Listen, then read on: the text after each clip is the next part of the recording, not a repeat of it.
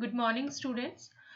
हमारा जो paper first है बीए पार्ट फर्स्ट में फिजिकल ज्योग्राफी, उसमें टॉपिक है इरोजन साइकिल, अपरदन चक्र। आज हम इसके बारे में बात करेंगे। तो अगर इसमें मेनली जो है वो हमारे सिलेबस में डेविस और पैंक ने जो अपरदन चक्र दिया है उसके बारे में पढ़ना है हम लोगों को। लेकिन उनके बारे में बताने से पहले मैं थोड़ा सा आप लोगों को कि अपरदन चक्र है क्या और कौन से बल इसके लिए कार्यशील रहते हैं, सबसे पहले किसने इस क्षेत्र में काम किया, उनके बारे में शॉर्ट में बताऊंगी।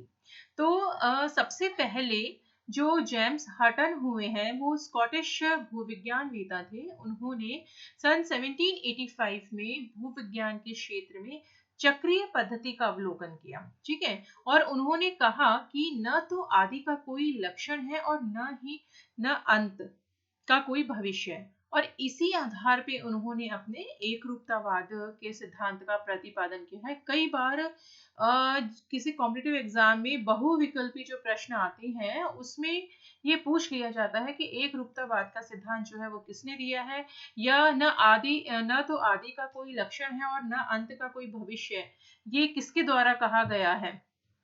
तो आप ध्यान रखें। जेम्स हटन के बाद आगे चलकर अमेरिकी विद्वान सर विलियम मॉरिस डेविस जो हुए हैं, इन्होंने अपरदन चक्र की संकल्पना का प्रतिपादन जो है वो 19वीं शताब्दी के अंतिम दशक में किया, 1899 में। डेविस के अनुसार किसी भी स्थलाकृति का निर्माण और विकास जो होता है उसका ऐतिहासिक क्रम में वो होता है, जिसके अंतर्गत कोई स्थल भाग विभिन्न अवस्थाओं से होकर के गुजरता है। पृथ्वी की सतह के ऊपर दो प्रकार के बल कार्यशील होते हैं। जैसा कि मैंने अपने जो कुछ लास्ट वीडियोस थे जिसमें मैंने बल के बारे में पढ़ाया था उसमें बताया था कि दो प्रकार के बल कार्यशील होते हैं, क्रियाशील होते हैं पृथ्वी की सतह पर। एक होते हैं अंतर्जात बल और दूसरे होते हैं बहिर्जात बल। ठीक है। अंतर्जात बल के बारे में भी बताया था कि वो क्या होता है, उसमें पटल विरूपणी बल, ज्वालामुखी क्रिया, भूकंप आदि शामिल होते हैं जो कि पृथ्वी के अंदर उत्पन्न होते हैं। और इन आंतरिक बलों के द्वारा धरातल के ऊपर विषमताओं का सृजन होता है। ठीक है। अंतर्जात बलों के द्वारा जो धरातल के ऊपर विषमताएं उत्पन्न होती हैं वो दो रूपों में देखी जा सकती है, एक उत्थान और दूसरा अवतरण। तो उत्थान जब होता है तो उसके द्वारा तो पर्वत, पठार, पहाड़ियां आदि बनते हैं, जबकि अवतरण की क्रिया जब होती है तो झील, गड्ढे, सागर आदि का निर्माण होता है।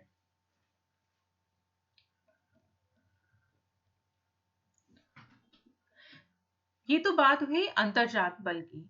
अब अगर हम बहिर्जात बल के बारे में बात करें तो बहिर्जात बल में जिसमें कि अनाच्छादन के जो प्रक्रम है, जैसे कि नदी, भूमिगत जल, सागरीय तरंग, हिमानी, पवने आदि शामिल होते हैं। और ये सभी जो प्रक्रम है ये समतल स्थापक बल कहलाते हैं, क्योंकि जैसे ही अंतर्जात बल के द्वारा धरातल के ऊपर विषमताओं का सृजन होता है, वैसे ही ये बहिर्जात बल जो होते हैं ये उन विषमताओं को दूर करने में प्रयत्नशील हो जाते हैं, सक्रिय हो जाते हैं।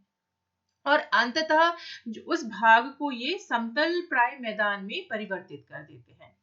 तो इस प्रकार कोई उस समय के तथा विभिन्न अवस्थाओं, कोई भी स्थल रूप जो होता है वो तीन अवस्थाओं से होकर गुजरता है। मतलब प्रक्रम जो होता है तरुणावस्था, प्रौढ़ावस्था, जीर्णावस्था के सम्मिलित रूप को, जिससे होकर के एक ऊंचा उठा हुआ भाग अपक्षय और अपरदन के द्वारा समतल प्राय मैदान में बदल जाता है, अपरदन चक्र कहलाता है।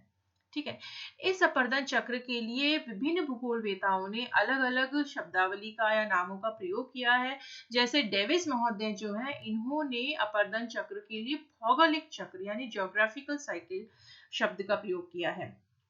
डेविस ने अपने भौगोलिक चक्र की संकल्पना का प्रतिपादन 1899 में किया, जैसा कि मैंने आप लोगों को बताया। और लेकिन जो जर्मन विद्वान हुए हैं, जर्मन विद्वानों ने डेविस की जो संकल्पना थी उसकी कटु आलोचना की, और उन्होंने जो चक्र शब्द है इसके ऊपर उन्होंने आपत्ति उठाई। और इन जर्मन भूगोलवेताओं में वॉल्टर पैंक जो हुए हैं उनका नाम प्रमुख है। 1933 में क्रिक में जो हुए हैं उन्होंने डेविस के भौगोलिक चक्र में फिर थोड़ा संशोधन किया और डेविस के पैनिप्लेनेशन के स्थान पे उन्होंने पैनप्लेनेशन को अधिक प्रभावकारी बताया और कहा कि चक्र के अंत में पैनीप्लेन न बन के पैनप्लेन निर्मित होता है। अपरदन चक्र के क्षेत्र में ही 1948 में एल सी किंग महोदय ने अफ्रीका के शुष्क और सवाना प्रदेशों के स्थल रूपों के विकास के स्पष्टीकरण के लिए पैडीप्लेनेशन चक्र की संकल्पना का प्रतिपादन किया है। ये तो हुई अपरदन चक्र के बारे में शॉर्ट में बात। अब हम बात करते हैं डेविस के विचारों के बारे में। डेविस का जो अपरदन चक्र है जिसे उन्होंने भौगोलिक चक्र की संज्ञा दी है उसके बारे में अब हम बात करते हैं। तो सबसे पहले डेविस महोदय ने 1899 में जेम्स हटन के बाद, जेम्स हटन ने 1785 में काम किया, उसके बाद डेविस महोदय ने जो कि अमेरिकी भूगोलवेता थे, इन्होंने 1899 में भौगोलिक चक्र की संकल्पना का प्रतिपादन किया और बताया कि भौगोलिक चक्र जो है वो मुख्य रूप से समय की वह अवधि है जिसके अंतर्गत कोई भी उत्थित भूखंड अपरदन के विभिन्न प्रक्रमों के से प्रभावित होकर के एक आकृति विहीन समतल प्राय मैदान में बदल जाता है। ठीक है, डेविस ने बताया कि स्थल रूपों के निर्माण और विकास के ऊपर संरचना, प्रक्रम और समय अवस्था का प्रभाव होता है। ठीक है, इन तीनों को डेविस के त्रिकट भी कहा जाता है और इसमें संरचना तो हो गई, किसी भी स्थल रूप की संरचना। प्रक्रम के अंतर्गत शामिल है अपरदन के विभिन्न कारक जो है, जैसा कि नदी बहता, भूमिगत जल, पवन, हिमानी आदि जो है, सागरीय तरंगे। और समय जो है उसमें इन्होंने अवस्थाओं को शामिल किया, यानी कि तरुणावस्था, प्रौढ़ावस्था और वृद्धावस्था को। इसके आधार पे डेविस ने कहा कि स्थल रूप, संरचना, प्रक्रम और समय का प्रतिफल होता है। A landscape is a function of structure, process and time. इन तीनों कारकों को डेविस के त्रिकुट यानी कि ट्रायो ऑफ डेविस के नाम से भी जाना जाता है। डेविस के अगर सिद्धांत, सामान्य सिद्धांत की हम बात करें तो इन्होंने कहा कि स्थल रूपों में समय के संदर्भ में क्रमिक परिवर्तन होता है। इनके सिद्धांत का मुख्य उद्देश्य जो था वो स्थल रूपों का जननिक और क्रमबद्ध वर्णन करना था। डेविस ने उत्थान और अपरदन के बारे में क्या बताया है, अब हम उसकी अगर बात करें तो डेविस का जो अपरदन चक्र है वो स्थलखंड में उत्थान के साथ प्रारंभ होता है। इसमें उत्थान की अवधि जो है वो छोटी बताई है डेविस ने, और इन्होंने कहा है कि जब तक उत्थान चलता है तब तक अपरदन जो है वो प्रारंभ ही नहीं होता है, लेकिन जैसे ही उत्थान की क्रिया पूर्ण होती है अपरदन प्रारंभ हो जाता है और अपरदन जो है वो चक्र के अंत तक चलता रहता है। इस प्रकार डेविस ने अपरदन और उत्थान और अपरदन को कभी भी साथ साथ नहीं चलते हुए बताया है। डेविस का ये जो मत है ये भ्रामक है कि उत्थान और अपरदन जो है वो कभी साथ नहीं चलते, क्योंकि प्रकृति में अपरदन जो है वो उत्थान के समाप्त होने की प्रतीक्षा नहीं कर सकता। अब डेविस ने जो अपना भौगोलिक चक्र मॉडल दिया है वो कुछ मान्यताओं पर आधारित है, जिसके बारे में अगर हम बात करें तो डेविस ने कहा कि स्थल रूप जो है वो अंतर्जात और बहिर्जात कारकों की पारस्परिक क्रिया का प्रतिफल होता है। स्थल रूपों का स्वरूप पर्यावरणीय दशाओं में परिवर्तन के अनुरूप होता है। नदियां जो होती हैं वो जब तक अपनी घाटी को गहरा करती रहती हैं जब तक कि वे प्रवणित या क्रमबद्ध नहीं हो जाती। जब वो क्रमबद्ध हो जाती हैं तो वो पार्श्विक अपरदन करती है, यानी कि साइड में अपनी घाटी के अपरदन करती है। ठीक है, तो पहले नदियां घाटी को गहरा करने का काम करती हैं और बाद में जब वो पार्श्विक अपरदन शुरू करती हैं तो उनकी घाटी जो होती है वो चौड़ी होनी प्रारंभ होती है। स्थलखंड का उत्थान जो है वो तीव्र गति से लघु अवधि में पूर्ण हो जाता है, ऐसा डेविस का मानना है। और जब तक उत्थान समाप्त नहीं होता अपरदन की क्रिया जो है वो प्रारंभ नहीं होती है। डेविस ने अपने भौगोलिक चक्र मॉडल को एक आरेख के द्वारा दिखाया है। अगर आप लोग ये आरेख देखेंगे तो इसमें ये जो वर्टिकल लाइन है, ऊर्ध्वाधर लाइन है, ये सागर तल से निरपेक्ष ऊंचाई बता रही है, और ये वाली जो लाइन है हॉरिजॉन्टल, ये समय को बता रही है। इसमें इन्होंने ये कोई स्थलाकृति जो है उसकी स्थिति है, और इसमें ये तरुणावस्था, यहाँ से यहाँ तक प्रौढ़ावस्था, और ये जीर्णावस्था यानी कि वृद्धावस्था है। ये वाली लाइन पहाड़ियों के शिखर या जल विभाजकों के शिखर बता रही है। ठीक है, ये यूसी कर्व है, अपर कर्व, ये लोअर कर्व है, और ये जब लास्ट में वृद्धावस्था में संप्राय मैदान सा बन जाता है, तो उस समय जो कठोर शैलें होती हैं वो पहाड़ी नुमा या टीले रूप में रहती हैं, उनके लिए डेविस ने मोनाडनाक शब्द का प्रयोग किया है। ये अधिकतम, यहाँ पर अधिकतम ऊंचाई है किसी भी स्थल खंड की, पहाड़ी शिखर जो है उनकी घाटी से, ये यहाँ पर ये अधिकतम ऊंचाई को दर्शाए, जिसके बारे में अभी जब मैं बात बताऊंगी आपको तीनों अवस्थाओं के बारे में, तब हम वापस इस डायग्राम के ऊपर, इस आरेख के ऊपर आएंगे और इनके बारे में बात करेंगे। ये घाटी की निचली तली को दिखा रहा है, और ये ऊपरी। डेविस ने बताया कि उत्थान के साथ अपर्दन चक्र प्रारंभ होता है। यह धरातलीय उत्थान लघु अवधि में अत्यंत त्वरित गति से होता है। उत्थान की इस अवधि को उन्होंने चक्रीय अवधि जो है उसके अंतर्गत शामिल नहीं किया है, बल्कि इसे अपर्दन चक्र की तैयारी की अवस्था या प्रारंभिक अवस्था का नाम दिया है। इस आरेख में ये जो यूसी है, ये अधिकतम, ये निरपेक्ष ऊंचाई को दिखा रहा है, और जबकि ये वाला जो कर्व है एलसी, ये सापेक्ष ऊंचाई को दर्शा रहा है। आरेख में यूसी धरातलीय भाग की सागर तल से निरपेक्ष ऊंचाई को प्रदर्शित करता है, और यह ऊपरी वक्र पहाड़ियों के जल विभाजक और पहाड़ियों के शिखर को भी प्रदर्शित करता है, जबकि निचला वक्र जो है एलसी, वो सागर तल से न्यूनतम उच्चावच या नदियों की घाटियों की तली को इंगित करता है। बता दिया सागर तल से। अ और स,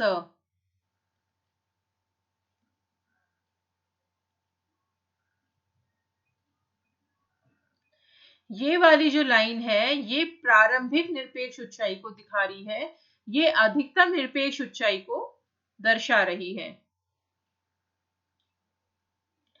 उच्चस्थ और निम्नस्थ भागों के लंबवत अंतर जो होता है उसको सापेक्ष ऊंचाई कहते हैं।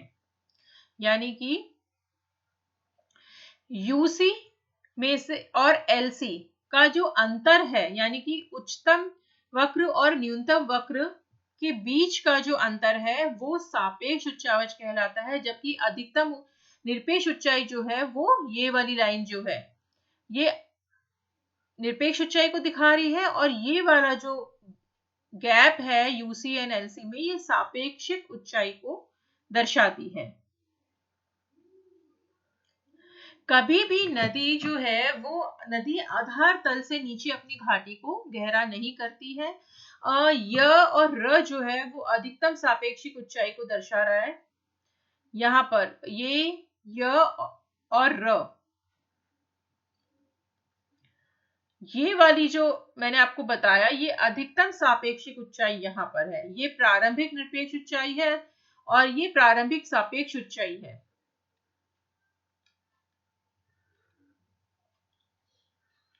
स के बाद स्थलखंड का उत्थान जो है वो समाप्त हो जाता है। परिणाम स्वरूप प्रारंभिक अवस्था यानी कि उत्थान की अवस्था जो है वो समाप्त हो जाती है। उत्थान की अवस्था समाप्त होने के बाद अपर्दन चक्र जो है वो प्रारंभ होता है, और 3 अवस्थाओं में होकर के वो गुजरता है, तरुणावस्था, प्रौढ़ावस्था और जीर्णावस्था, जिनके बारे में अब हम बात करेंगे। सबसे पहले हम बात करते हैं तरुणावस्था की। तो तरुणावस्था जो है ये उत्थान की समाप्ति के बाद शुरू होती है, और पहाड़ियों के शिखर जो है और जल विभाजक के शिखरीय भाग इसमें अपरदन से प्रभावित नहीं होते हैं, क्योंकि प्रारंभ में सरिताएं जो है यानी कि नदियां जो होती है वो छोटी होती हैं, दूर दूर होती हैं। इन लघु नदियों या सरिताओं में शीर्षवर्ती यानी कि उद्गम की ओर अपरदन होता है, जिस कारण उनकी लंबाई जो है वो निरंतर बढ़ती जाती है। इस प्रक्रिया को यानी कि नदियों के शीर्षवर्ती अपरदन की प्रक्रिया को सरिता दीर्घीकरण स्ट्रीम लेंथनिंग कहते हैं। और तीव्र ढाल तथा तीव्र जलमार्ग ढाल के कारण नदियों का प्रवाह वेग जो है वो तीव्र होता है। परिणाम स्वरूप नदियों में अधिकतम परिवहन की क्षमता होती है।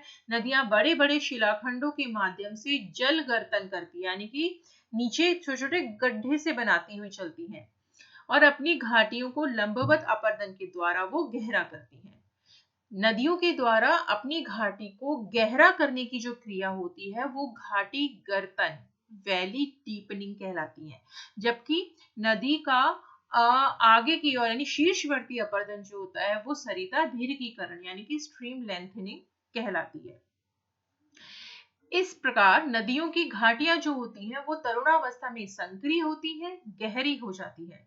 इसके ढाल जो होते हैं वो खड़े होते हैं, उत्तल होते हैं। उत्तल यानी कि कॉन्वेक्स। कॉन्वेक्स शेप जो होती है वो इस प्रकार से होती है, ठीक है, और कॉन्केव जो होती है वो इस प्रकार से होती है, गड्ढीनुमा। घाटी गर्तन के कारण निचला वक्र जो है यानी कि एलसी जो है वो निरंतर तेजी से घटता जाता है, अर्थात घाटियों की तली गहरी होती जाती है, लेकिन ऊपरी वक्र जो है वो जल विभाजक और पहाड़ियों के शिखर जो है वो लगभग स्थिर रहते हैं। यानी कि तरुणावस्था में क्या होता है, ये वाली जो अवस्था ये तरुणावस्था है, इसमें आप इस आरेख में भी देखेंगे कि ऊपरी जो वक्र है वो कम गिर रहा है, मतलब यहाँ पर अपरदन नहीं हो रहा है, लेकिन एलसी जो है वो यहाँ से यहाँ पर उसमें तीव्र गिरावट हो रही है। यानी कि नदी का जो घाटी गर्तन है यानी कि लंबवत अपरदन है वो अधिक क्रियाशील है, और इसी वजह से यहाँ पर य और र पर जो सापेक्षिक उच्चावच होता है वो अधिकतम होता है।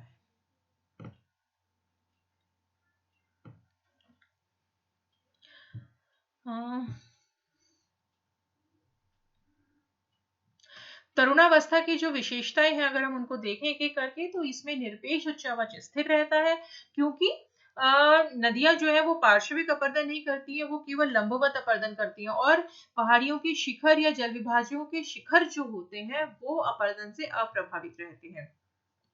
घाटी के लगातार लंबवत अपरदन तथा ऊपरी वक्र ऊपरी भाग के न्यूनतम अपरदन के कारण सापेक्षिक उच्चावच में निरंतर वृद्धि होती है। जैसा कि अभी मैंने बताया था, घाटी का आकार जो है वी आकार का होता है, जिसके पार्श्व भाग यानी कि किनारे वाले जो भाग होते हैं घाटी के वो उत्तल ढालनुमा होते हैं, ठीक है।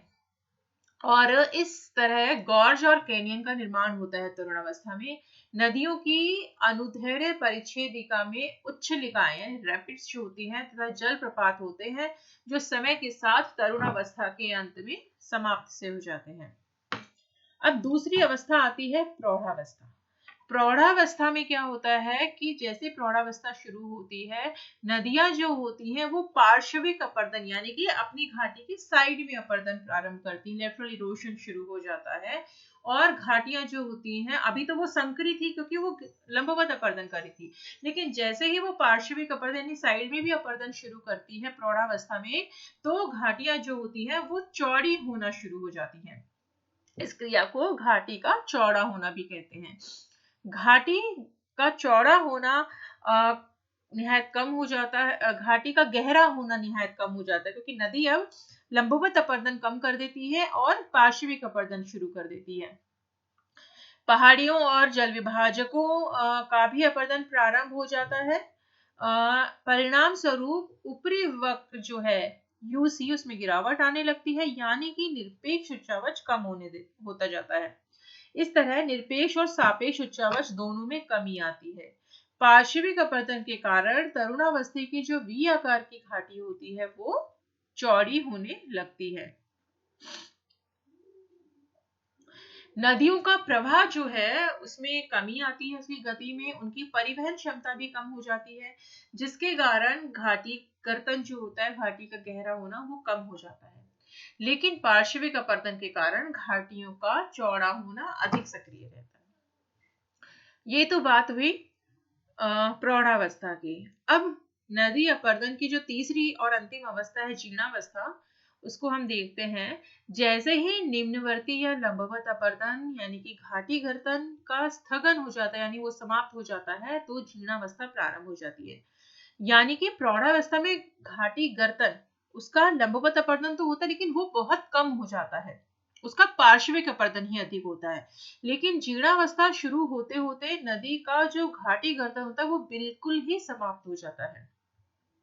जीर्णावस्था में पार्श्विक अपर्दन और घाटी का चौड़ा होना जो है वो अभी जारी रहता है।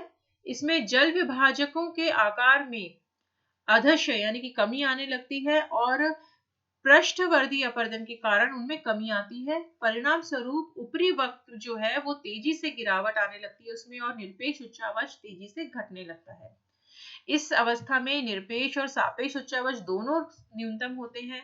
घाटियां उथली हो जाती हैं, अत्यधिक चौड़ी हो जाती हैं, जिनका पार्श्व ढाल जो है वो अवतल हो जाता है। देखिए, तरुणावस्था में कैसा था घाटी का ढाल, घाटी की पार्श्व ढाल उत्तल थे, जबकि जीर्णावस्था में आते आते वो कैसे हो जाते हैं, अवतल हो जाते हैं, यानी कि कॉनकेव शेप में हो जाते हैं। इस अवस्था में समस्त स्थलखंड निम्न उच्चावच वाला होता है, जिस पर की नदियां जो होती है वो मियांडर बनाती हुई विस्तृत बाढ़ के मैदानों का निर्माण करती है। इस समय समतल प्राय मैदान का निर्माण होता है, जिसे डेविस ने पेनी प्लेन यानी कि समप्राय मैदान का नाम दिया है। इसकी सतह पर उत्तल और अवतल ढाल वाली कम ऊंचाई की बिखरी हुई अवशिष्ट पहाड़ियां सी होती हैं। जो जिन चट्टानों का नदियां अपर्दन नहीं कर पाती हैं वो खड़ी रहती अवशिष्ट रूप में, उन्हें डेविस ने मोना डनाक की संज्ञा दी है। अब ये तो बात हुई कि डेविस ने अपने सिद्धांत में क्या दिया है, उसके ग्राफ द्वारा जो प्रदर्शित किया है, आरेख द्वारा, उसके बारे में, और उसने जो 3 अवस्थाएं बताई हैं उनके बारे में हमने बात करी। अब हम डेविस के भौगोलिक चक्र का मूल्यांकन करते हैं। डेविस का जो भौगोलिक चक्र है उसको विश्व स्तर पर व्यापक समर्थन और ख्याति प्राप्त है। इसका प्रतिपादन 1899 में हुआ और तब से लेकर के 1950 तक इनके सिद्धांत जो है इसका नशा छाया रहा लोगों में। इसके सिद्धांत में प्रभावी पक्ष और कमजोर पक्ष दोनों देखने को मिलते हैं। तो सबसे पहले हम बात करते हैं प्रभावी पक्ष के बारे में। डेविस का जो मॉडल है यानी कि सिद्धांत जो है वो अत्यधिक सरल और व्यवहार्य है, समझने में आसान है। इन्होंने अपने मॉडल को रोचक और सशक्त शैली में प्रस्तुत किया है। और डेविस का मॉडल जो है वो व्यापक स्तर पर क्षेत्र अध्ययन के परिणामों पर आधारित है। इनका सिद्धांत तत्कालीन भूविज्ञान में प्रचलित है, लेकिन इनके सिद्धांत के कुछ कमजोर पक्ष भी हैं, जिनको अगर हम बात करें तो डेविस का सिद्धांत का सबसे बड़ा जो कमजोर पक्ष है वो यही है कि इन्होंने उत्थान की संकल्पना जो है इनकी दी हुई वो मान्य नहीं है, क्योंकि डेविस ने उत्थान को अल्पकालीन और त्वरित गति से होना बताया है, जबकि प्लेट विवर्तन के सिद्धांत के अनुसार उत्थान की जो प्रक्रिया है वो सतत चलती रहती है और इसकी दर जो है वो अत्यंत मंद हो जाती है। डेविस ने उत्थान और अपर्दन के बीच संबंधों की संकल्पना जो उसने दी है कि जब तक उत्थान चलता है अपर्दन प्रारंभ नहीं होता और उत्थान समाप्त होने पर ही अपर्दन प्रारंभ होता है, वो भी भ्रामक है। अपर्दन उत्थान समाप्त होने की प्रतीक्षा नहीं करता है। डेविस के भौगोलिक चक्र की तीनों अवस्थाओं से गुजरने के बाद समाप्ति के लिए स्थलखंड को दीर्घ काल तक स्थिर दशा में रहना होगा, परंतु प्लेट टेक्टोनिक्स जो थ्योरी है उसके अनुसार स्थलखंड की दीर्घकालीन स्थिरता जो है वो संभव नहीं है, क्योंकि स्थलखंड हमेशा गतिशील रहे हैं, भूपटल विवर्तन की घटनाओं से सदा प्रभावित होते रहा है। डेविस के मॉडल में समय को आवश्यकता से अधिक महत्व दिया गया है। वास्तव में डेविस का जो मॉडल है वो समय आधारित मॉडल है, जिसके कारण ही उनकी आलोचना जो है या कुछ लोगों ने उनका विरोध किया है। आज के लिए इतना ही। नेक्स्ट लेक्चर में हम बात करेंगे पैंक के सिद्धांत के बारे में। पैंक ने जो अपर्दन चक्र का जो सिद्धांत दिया है उसके बारे में। Thank you.